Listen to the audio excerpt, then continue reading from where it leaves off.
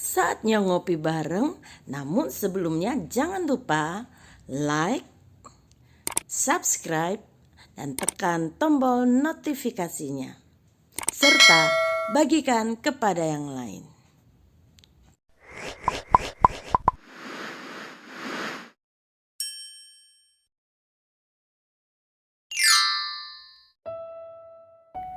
Tetangga. Shalom saudaraku.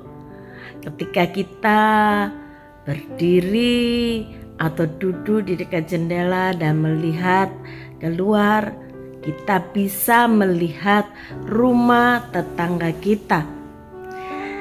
Kamus Besar Bahasa Indonesia memberitahukan bahwa arti kata tetangga adalah orang yang rumahnya berdekatan atau sebelah menyebelah.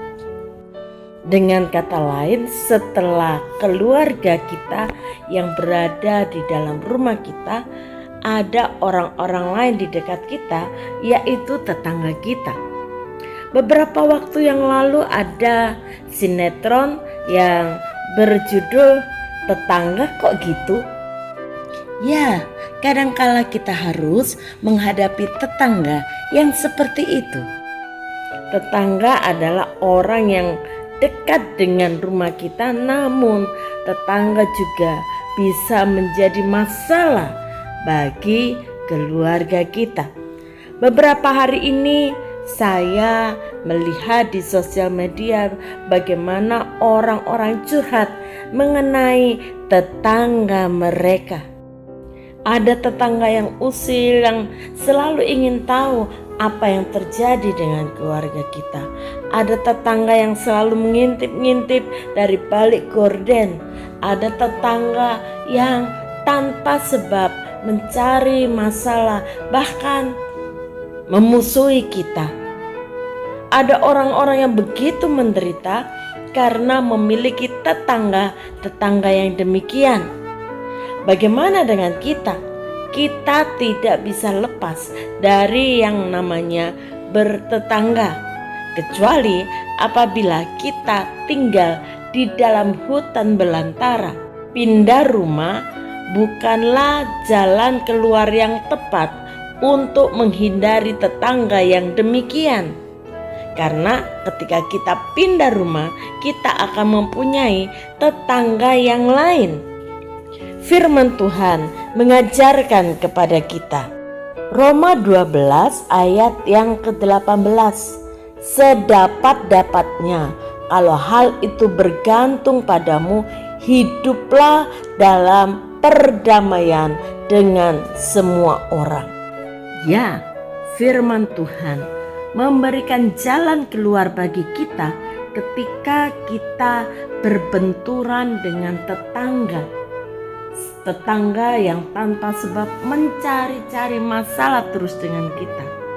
Yang harus kita lakukan menurut firman Tuhan adalah hidup dalam perdamaian dengan mereka. Kalau itu bergantung kepada diri kita, maka tindakan kita adalah mari mulai dari diri kita untuk menyatakan perdamaian dengan tetangga-tetangga yang aneh tersebut. Sapa terus dengan kasih. Kirimkan makanan yang kita masak. Sapa, senyum. Sekalipun mungkin balasannya adalah muka yang masam, dan mungkin kita melihat dengan mata sendiri bahwa makanan yang kita berikan dibuang. Tidak apa-apa. Yang penting kita sudah melakukan firman Tuhan sedapat-dapatnya. Kalau hal itu bergantung pada diri kita, maka kita harus hidup dalam perdamaian dengan semua orang, termasuk dengan tetangga kita yang aneh. Seperti batu yang terus-menerus terkena tetesan air di tempat yang sama, sekeras apapun batu itu, tetesan air itu akan mampu melubangi batu tersebut. Demikian juga dengan hidup bertetangga.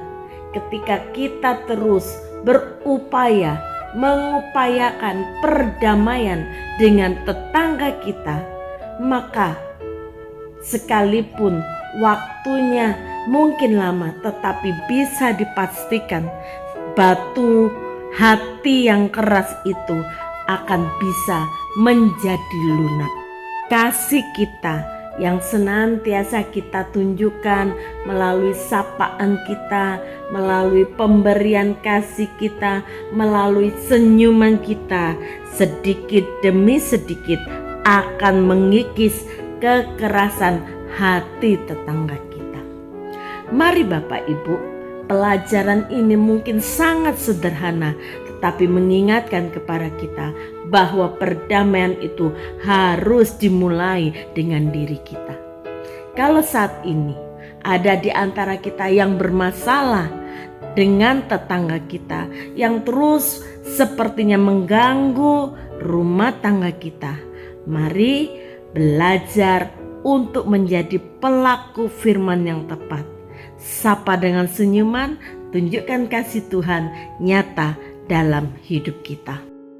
Jangan menyerah, jangan kalah dengan situasi yang tidak menyenangkan yang sering kita lihat dari tetangga kita. Terus nyatakan hidup dalam perdamaian dengan para tetangga kita.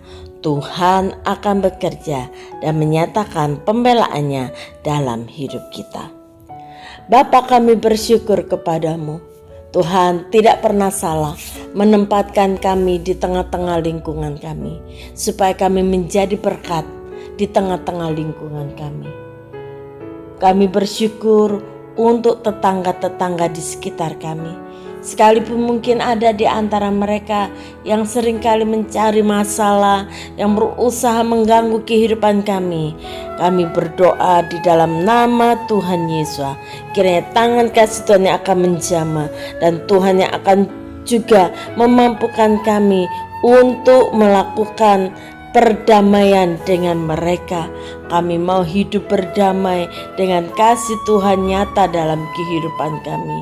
Tuhan, berikan kepada kami terus roh yang taat untuk melakukan firman Tuhan, karena dengan kami taat melakukan firman Tuhan, kami akan melihat kuasa-Mu dinyatakan. Di dalam nama Tuhan Yesus, kami menyerahkan hidup kami dan tetangga kami ke dalam tangan-Mu, di dalam nama Tuhan Yesus. Haleluya. Amin. Dunia akan terasa lebih indah apabila kita memiliki tetangga yang baik. Karena itu, dimulai dari diri kita menjadi tetangga yang baik bagi tetangga kita. Tuhan Yesus memberkati.